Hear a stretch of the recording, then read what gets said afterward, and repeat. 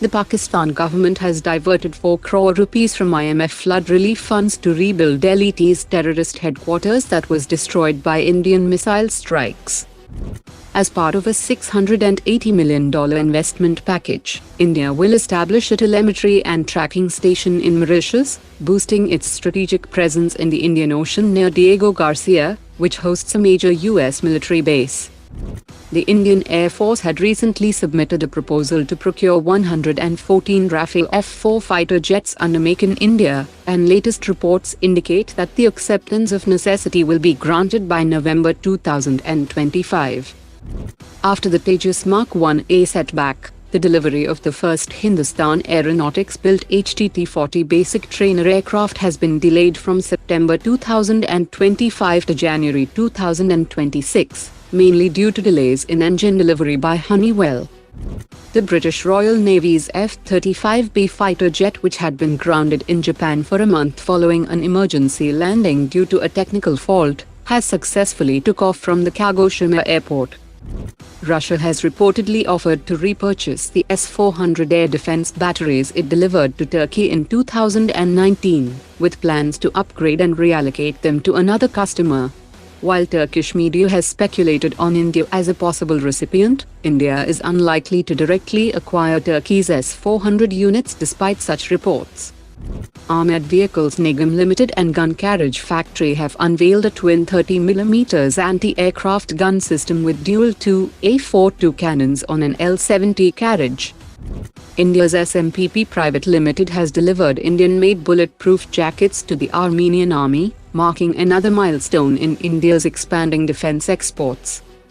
The director of L&T has announced that L&T Defense has achieved a major milestone with the K9 Vajra self-propelled howitzer, reaching 83% indigenous content. The Prachand light combat helicopter will soon be equipped with an obstacle avoidance system and directed infrared countermeasures. These new upgrades are expected within 18 months, that will allow safer navigation in low visibility and protection against infrared-guided missile threats. The Indian Army is preparing to equip its frontline T-90 Mark III main battle tanks with advanced anti-tank guided missile systems that can destroy armored targets from 10 kilometers or beyond. Solutions could include external canister ATGM launchers like the Zorawa light tank, and 15 km range canister launched anti-armor loitering munitions that are already being acquired for T-90. The Gas Turbine Research Establishment and Safran will jointly develop 9 prototypes of advanced jet engine over a 12-year period that will initially generate 120 kN of thrust, and the plan is to scale up to 140 kN by the end of the development cycle. The GTRE has appointed Hindustan Aeronautics to integrate the cavalry derivative engine with afterburner on the Tejas light combat aircraft. The Indian Air Force has approved manned trials, which will include a year-long cycle of taxi and flight testing. GTRE's next goal is a 90 kN Cavalry 2.0, aimed at replacing the American F-404 engines on the Tejas Mark 1A. French Air Force's 26 Rafale F-4.1 jets are already flying with the new RBE-2 gallium nitride radar, and India is pressing France to fast-track gallium nitride radar upgrades for its existing 36 Rafale fighter jets.